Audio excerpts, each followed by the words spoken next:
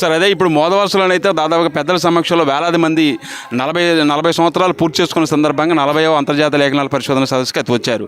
అయితే దీంతోపాటు పెద్దలు అయితే మన క్లాసులకి వెళ్ళటే దేవుని వాక్యాన్ని నేర్చుకోవడం మనం చూస్తున్నాం. కానీ చిన్నపిల్లలు కూడా ఇక్కడ దాదాపుగా వారితో పేరెంట్స్తో పాటు వచ్చినటువంటి చిన్నపిల్లలు కూడా ఇక్కడ వేలాది మంది ప్రజలు వస్తున్నారు. వారితో పాటు చిన్నపిల్లలు సెమినార్ 5వ సెమినారు అంతర్జాతీయ సెమినార్ చిల్డ్రన్ సెమినార్ జరుగుతుంది. దీంట్లో నిజంగా మీరు వాళ్ళకి ఎలాంటి అవకాశం ఇచ్చారు? చిన్నపిల్లల సెమినార్ జరగటం వల్ల వాళ్ళకి స్పందన ఎలా అనిపిస్తుంది సార్ మీకు?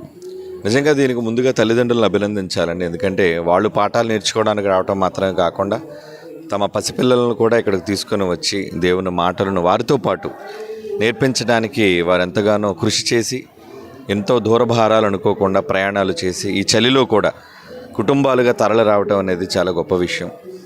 మరి ముఖ్యంగా ఈ చిల్డ్రన్ సెమినార్లో మరి ఈ సంవత్సరం 40వ జాతీయ లేఖనాల పరిశోధన సదస్సులో అలాగే 5వ జాతీయ పిల్లల సదస్సులో కూడా సుమారుగా 662 మంది పిల్లలు రిజిస్టర్ చేసుకున్నారు. నమోదు చేయబడిన వాళ్ళు ఇంకా చాలామంది ఉన్నారు పిల్లలు తల్లిదండ్రుల దగ్గర. కానీ పాఠాల కొరకు తమ పేర్లను నమోదు చేసుకున్న తరగతికి హాజరైన పిల్లలే 600 పైన చిల్లర ఉన్నారు అంటే నిజంగా తల్లిదండ్రుల ఆసక్తి గొప్పది. అందునిమిత్తమై ముఖ్యంగా నేను మరి సోనీ ప్రకాష్ వాళ్ళ దంపతులను ఇరువురిని అభినందించాలని కోరుకుంటున్నాను.